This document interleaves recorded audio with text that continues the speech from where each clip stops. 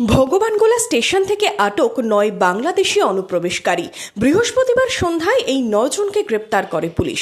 শুক্রবার ধৃতদের স্বাস্থ্য পরীক্ষায় লালগোলার হোল্ডিং সেন্টারে পাঠায় পুলিশ। পুলিশ সূত্রে জানা গেছে, বৃহস্পতিবার সন্ধ্যায় ভগবানগোলা স্টেশনের ট্রেন থেকে নামেন অনেকেই।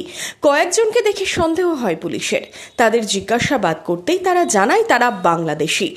ধৃতদের কাছে ছিল না কোনো বৈধ কাগজপত্র।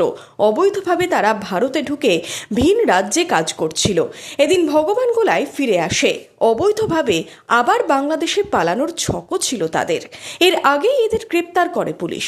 রাতে নিয়ে যাওয়া হয় ভগবানগোলা থানায়। আজ ধৃতদের লালগোলার হোল্ডিং সেন্টারে পাঠায় পুলিশ।